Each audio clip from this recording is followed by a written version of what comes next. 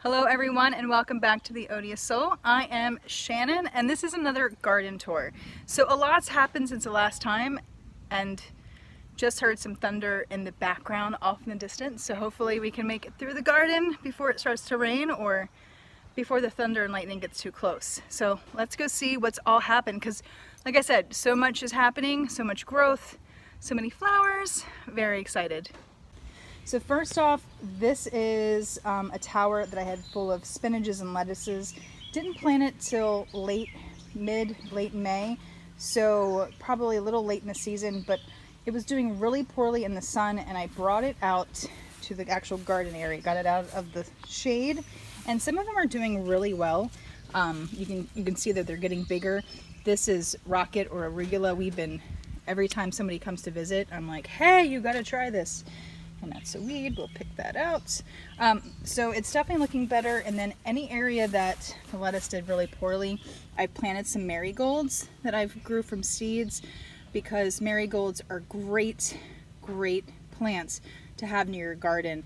The smell of marigolds keeps a lot of pests away, and then plus the flowers are good for pollinators. So all of my pepper plants are still alive and doing okay. Some of them have some really funky leaves. Like you can see this one here, it has some discoloration. I have no idea what has caused that. This is the only one that has that variegated look to the leaves. The other ones that I got in the pack don't. For example, like this one right here. This is another jalapeno pepper that I got. Same pack, but no issues here. But you can see some of the leaves are doing this weird curly thing. No idea what's causing that. We do have a farm nearby that does spray some pesticides, so I don't know if it's just some overspray that comes over here. No clue. But it doesn't seem to really be affecting them too much. You can see like back here is a jalapeno and we're starting to get some flowers on it. And over here, like these are getting ready to start blooming. So very excited. They should be on time. I had to tie this one up. This little guy, he was all sad and leaned over, so I put a thing of bamboo in there and just zip tied him to give him some stability. But otherwise, the pepper plants are starting. All right, and here is actually my second batch of radishes. My first batch, I did horrible. For one, I don't think I realized how much you had to thin them back to have them grow, grow well. So this one, I planted less seeds and I made sure as soon as they came up, I thinned them. So that way there's lots of space. Like these two are a little bit close together. But I wanted to make sure there was enough space so that way they could actually grow into their full radish capability. Something else I've learned, which will probably also make my beets. These are the beets. And I did not thin these back really well. Like you can see how close they are. One of the things I've learned is that you have to cut with scissors or like use your fingernails to trim away the extra seeds. You can't just pull them out because if you pull them out, it'll damage the root next to them and they don't grow into the big bulb. So lesson learned. And then over here we have the butterstick squash, okay? And these are looking amazing. And at first I was worried if this was like a powdery mildew, but honestly, I think it's just the leaves. I've looked up this variety and it looks like they just have a little bit of a silver sheen to them because it's like nothing comes off. So if we look down here, if we get underneath, look, they're getting ready to flower. Now, one of the things I did learn is, like you can see this here, how it has this underneath, that is a female flower. So that will actually grow a vegetable. But then back here, see this one right here? No fruit underneath, just is gonna be a flower. That's apparently a male flower. Now these are all the lettuces. I've actually pulled some lettuces out of this. I wanted like baby greens for salads, and these are doing incredible. So we had some spinaches here, and then some red lettuce, and I forget what this is. I forget what it's called. But they're doing great. And if you look, there is a little spider right here. Look at him. Say hi, little spider. Now normally I hate spiders. Like if I see a spider in my house, I'm killing it. But a spider in the garden is good because they keep the bad bugs away. All right, so over here we have the zucchini squash, and these aren't looking as amazing as the butter stick ones are, but you can see they're doing things. The second plant I have back here, he's just been kind of funky. His leaves are darker than the rest, and you have like this weird thing. So I don't know how that one's gonna turn out, but the other ones look pretty healthy. Like over here, this one, if we get in there, starting to see like some of the flowers. Again, you have that whole male-female thing going on. So some of those flowers will produce actual fruit, some won't. And then next to them, of course, we have the beans. And look at this guy. Look at that. Like, I am almost 6 foot tall. I'm 5'10". And so this pole, let's see here, 6, 7, 8, is like 9 or 10 feet tall, and he still wants to go taller. Like, I always wonder, every time I come out here, I wonder if the Jack and the Beanstalk story is true. If you had something super tall, if you could maybe actually get it to grow super high. But anyway, so the beans are doing, on the first trellis here I have Blue Lake, and the second is Kentucky something. They're both pole bean varieties. The Blue Lake aren't doing as well as the Kentucky ones. Still nothing really happening down here at the base. And under here you can see things kind of starting, but still no beans, but they're doing beautifully well. Someone had made a comment about this thing in the center of my garden, which is actually a compost bin. The compost bin has been here longer than the garden was, and I didn't want to move it basically out of like laziness. And I figured as I take clippings out of the garden, it's easy to throw it in. And I wasn't sure if the bugs that, you know, the compost bin attracts were going to be a problem for the garden or not. And honestly, I haven't seen a problem yet. So it does attract bugs, but it's almost like it attracts bugs more than the plants do. So it might actually be helping to keep them away. That's just my theory. I don't know. I might have to do some research to see for future years if I should keep it here or not. But so far, I've had very little bug problems in my garden. I have no signs of aphids. We did have that flea beetle, but honestly, I haven't seen any flea beetles since the day that I took the video when I sprayed them. So we see little tiny holes in some of the plants occasionally, but they're random, and I mean, you've seen a few plants, like they're not that bad. So maybe the compost is helping to attract bugs to it and keeping them off my plants. But I guess time and the rest of the season will tell for that. All right, so I did do the chard in this short little container here, and I probably won't let it get too big. Another weed, pull it out. But the colors are amazing. They probably won't get as thick as chard normally does. That's okay, because you can eat chard kind of like a baby green, like when it's still kind of young. And I probably will start pulling some of this out just to play. I've never actually eaten chard before, so I have no idea. But just look at how vibrant and colorful that is. I mean, that's just amazing. Love it. So very excited to try this. If you have any good chard recipes or know what even to do with it, please let me know. Like I said, I was just trying to grow new strange things just to see how they would do, and they look great. So now tell me what to do with them.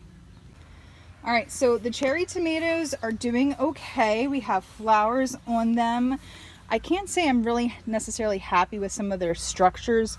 I've really gone through and trimmed like bottom leaves off. Like you can see there's a lot of good aeration down there. You know, I've really tried to keep the leaves of all my tomato plants off the ground, but still these super 100s or 100 supers, whatever they are, they've really just had a funky shape to them. So interesting to see how they'll handle the weight. Same with the red cherry. The red cherry looks better than the 100 supers, and again, that's getting flowers on it as well. Like super cute. No, I have not seen any actual fruits. Oh, that's a broken stem there. We'll take that off. Haven't seen any actual tomatoes form yet, just the flowers, but can't wait. And then lessons learned, the 3 beefsteaks and the 4 celebrity hybrids. Definitely I should have spaced them out farther apart, way too close together. I've had to trim back some extra leaves just to keep them from getting too crowded. And yes, believe it or not, I've actually went through last night and trimmed out a bunch of leaves. Now these are, of course, getting the flowers on them, and haven't seen any fruits actually start to develop yet, but they look great. And this is the one thing I want to really point out too. These bad boys, all of them, all my tomato plants, I started from seed back in February, and they all ended up with root rot, like really bad. And I loved them, I cared for them, I learned my lessons. I figured out that I needed to get trays to do bottom watering, and now look at them. Look at how great they're doing. Like these guys, I had to support all of these guys with sticks when I first planted them because they were so thin and so frail. And now look at these beefy stalks. I mean, they are doing fabulous. So no complaints. You learn lessons as you garden. You learn lessons. And I can say from experience this year is you learn the lessons. If you look at your plants daily, if you take care of them daily, if you love them, you learn to read them, you'll see what they need, and then that's why you can change what you're doing and keep them alive. So again, like these are plants that, like, if they would have been in a store, like they would have put them on clearance and tried to get rid of them ASAP because they were rotted, and like the roots, like when I planted them, most of them had roots, like itty bitty roots popping off the stems. Like they didn't even have a good root structure. And with care and love, they really came up. I will say one of the tricks to get these to kind of thrive once I planted was molasses water. You take molasses, lassie was what I used to call it when I was a kid. Molasses and water, and just water them with some molasses every once in a while, and it really kind of helps stimulate that growth, and it's worked incredibly well. All right, and here is that eggplant that I had shown you guys in that video a couple weeks ago. Of course, you can still see the leaf damage that was there, but no, I don't see any flea beetles on them. And some of the new leaf growth is still looking great, like the ones down there at the bottom. Like you can see, they don't have any signs of, like these down here, like they don't have any signs of flea beetle damage. So that is great, very excited. And look, starting to get a flower, super exciting. And then of course down here on the end we have the cucumber plants, and they are doing so well, and I'm so excited how they're doing the trellis. If you go back to the squash plants, I created a trellis for them because I could have sworn I saw that you could trellis them, but apparently not the varieties that I got. Apparently different kinds of squash, not the kinds that I got. So this trellis is doing incredibly well. I always come in here and trying to re-root them just to make sure they are climbing up, but they are just, I love it when nature does it all by themselves and takes hold. It's just so cool. So still, I don't think there's any actual fruits growing yet, but tons of flowers. And if somebody doesn't have a lot of space to grow, I would definitely recommend cucumber plants, because you can see here I got 3 plants on this trellis. They're planted, what is that? If you had a 2 foot by 1 foot space, you could easily plant 2 or 3 plants, and look at all the flowers on there. Look at all the cucumbers we're going to get. The biggest thing with cucumbers is make sure that they are watered daily, because they take up a lot of water. So that's my biggest recommendation. And then I'm such a swirly kind of person. I love swirlies. If you see any of the stuff that I paint, I love to paint swirls into my art. So this cucumber plant definitely has a home in my heart. All right, now for the strawberry plants. As you probably remember me being totally extra when my daughter's boyfriend brought over 2 buckets of strawberry plants, and I built this. And most of them do not look too good, but I'm not worried because strawberry plants are very, well, I am kind of worried. They're very sensitive creatures. So I don't know if all of them are going to last, but we did plant them kind of close in anticipation of some of them might not making it. You can see a couple of them, like this one here is actually doing really well. Actually got some cute little strawberries on it. Might actually pick that and eat that right now. Actually really good. But some of these may come back, may not, but it doesn't matter. Oh well, whatever. And because I really wasn't expecting them to get as big as my other strawberry plants this year, I did go ahead and plant some herbs in here too. You can see some coming up right here. And this is why you always need to mark, I forget what I planted in here. Kind of looks like little basil coming up, which is a possibility. Oh, here's some more that I planted right here. I think dill. So I know I planted cilantro and dill in here. And I think I planted 2 more things, but I guess we'll figure out what I planted when it comes up. You know, there is nothing better than growing your own food. And the problem with growing strawberries is that they very rarely make it into the house. Just pulled this off of one of the bigger plants. And I'm going to eat it right now, and I'm going to enjoy it.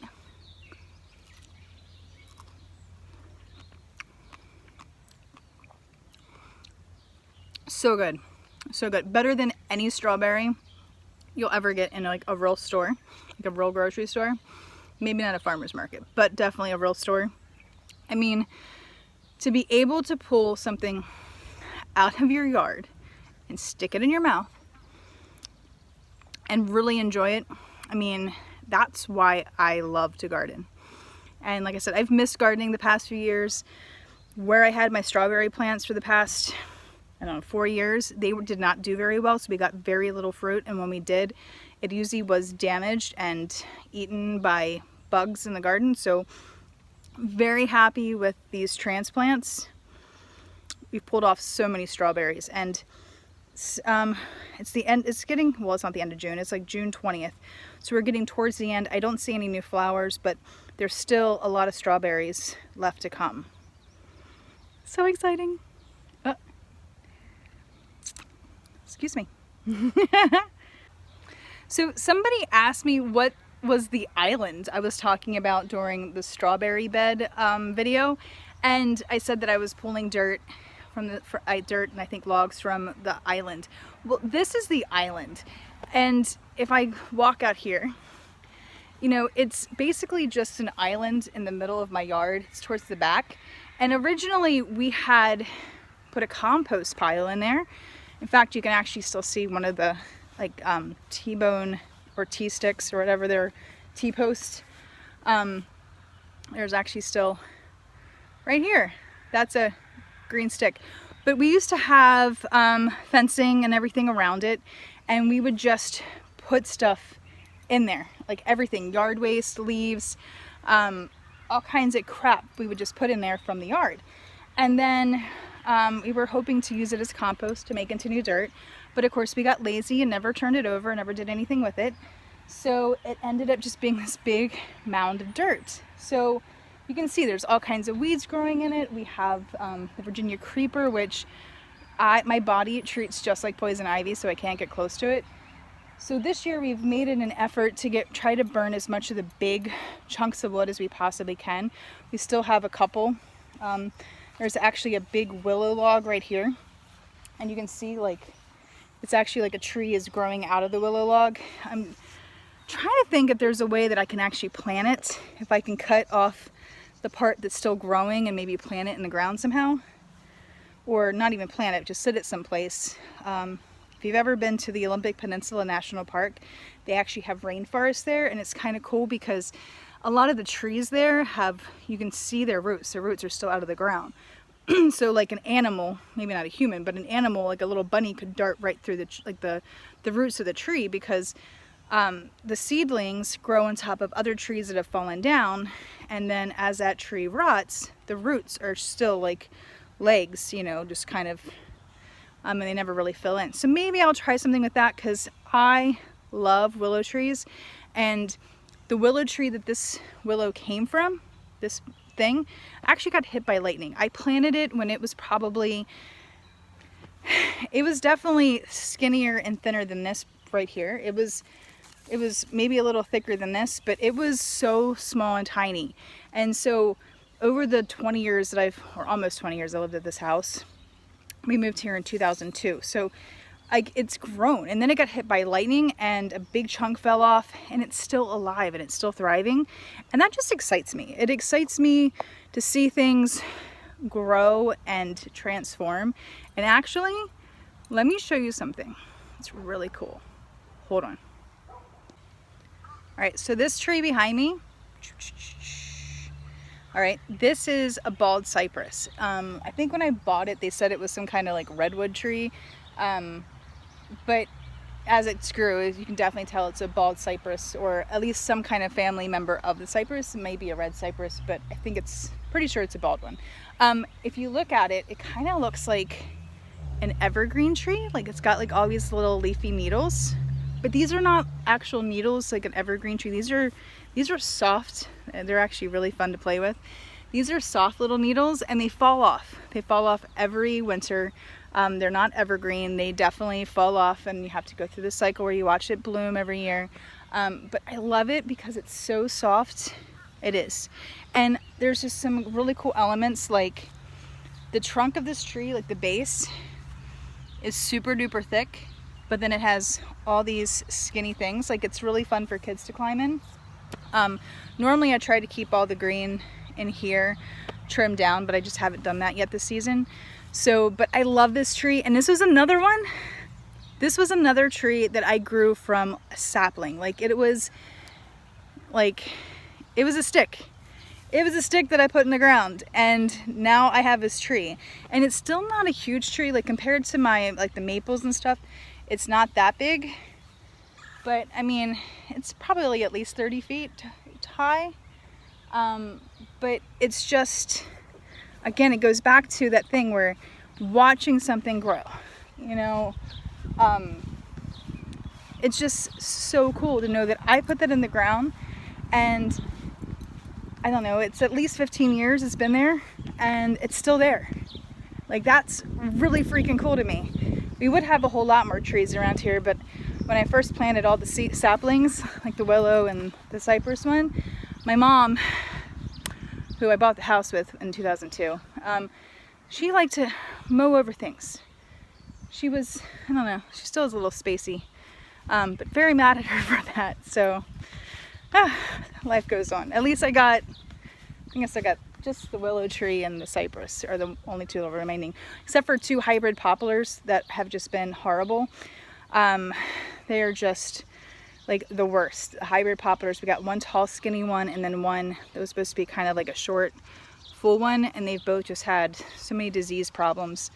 Actually, I don't even know, can you see it from here? Nope. Oh well.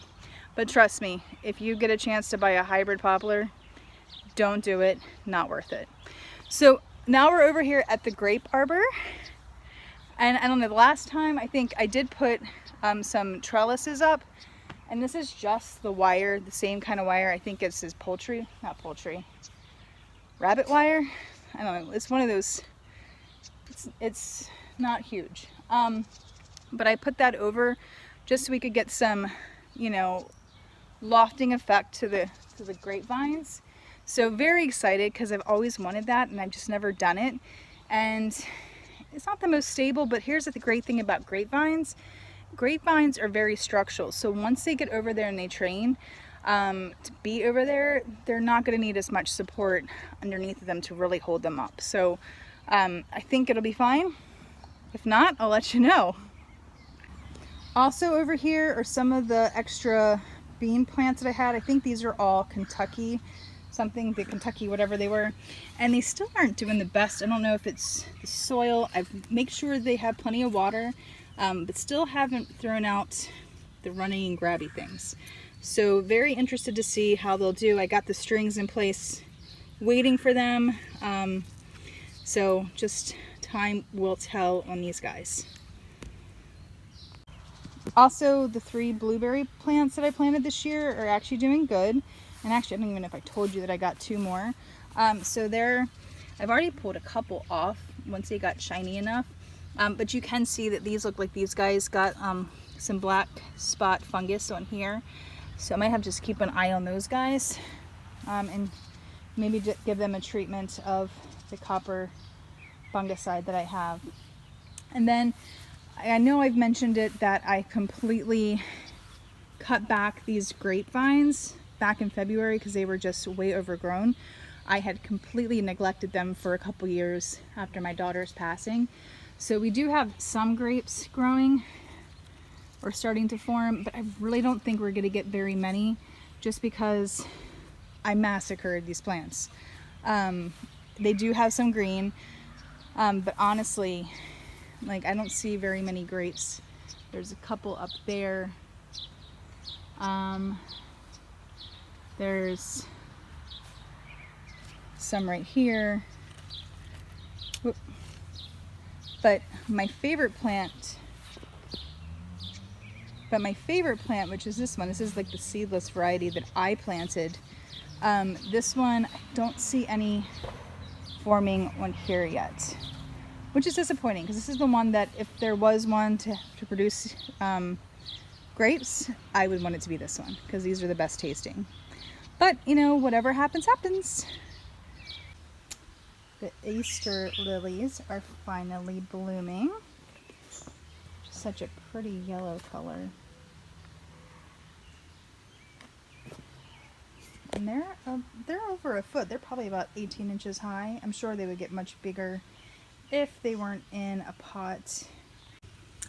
And here is a little dwarf sunflower. He's so cute. He finally decided to perk up and say hello to the world. All right, so the storm clouds are moving in and I am going to finish this up. And that's just a quick tour of the actual veggie garden and a couple other things I had to throw in there because I can't help myself. But thank you guys for watching. I really appreciate it. I really appreciate you guys watching my garden grow with me this year. And if you have any advice or suggestions on anything you've seen, please leave it in the comments. Let me know. If there's a reason maybe why my pepper plant leaves look kind of weird like that, let me know. That one squash plant that had darker leaves, if you know why, please let me know.